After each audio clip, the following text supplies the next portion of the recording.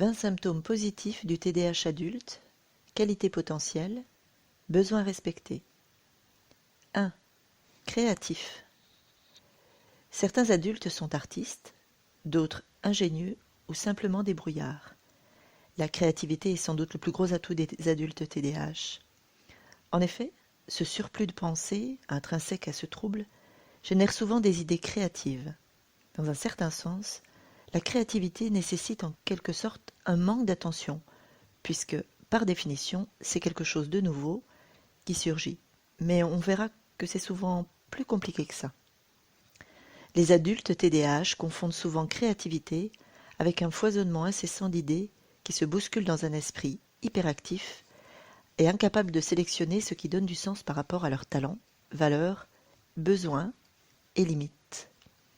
Cette imagination stérile dans un esprit agité est la source de faux espoirs incessants avec des cycles excitation-frustration. Même les bonnes idées ne seront pas exploitées car une période créative doit être suivie par une période de concentration et de travail pour les mener à bien. Pour certains, la créativité devient une addiction, car elle leur procure un tel plaisir qu'ils ne peuvent pas passer à l'étape suivante de concrétisation. Ils peuvent en oublier leurs obligations familiales, professionnelles et sociales.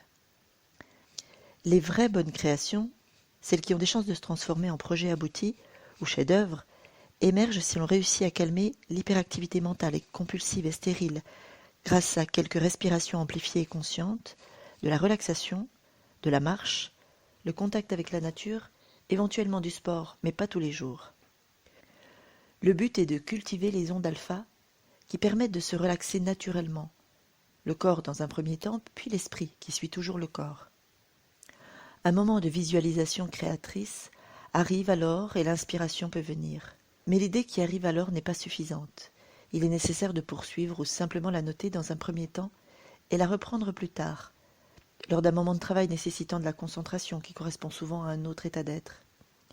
Cet état consiste à se concentrer intensément pour faire germer cette idée et commencer sa concrétisation.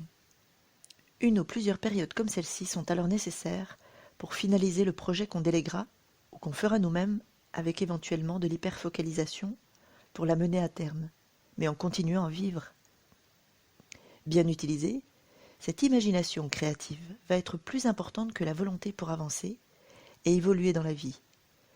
Le fait de penser différemment de la plupart des gens, thinking out of the box, expression chère aux anglophones, peut être un avantage pour faire la différence, bien gagner sa vie, la reconnaissance des autres et surtout l'estime de soi.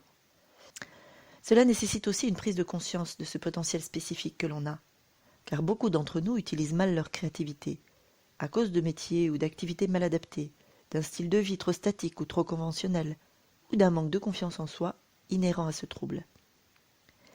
La créativité peut être épanouissante intrinsèquement. Par exemple, si on s'adonne à un art.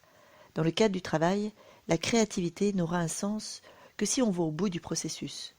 Résumer ou écrire ce que l'on a découvert, le communiquer aux autres de manière non impulsive, ou le vendre tout simplement. Et c'est là que l'on bloque souvent, car cela ne nous motive pas, souvent par manque de confiance, et on garde ainsi, au fond du tiroir, des découvertes, des idées qui ne seront pas exploitées et qui ne nous feront donc pas avancer dans la vie.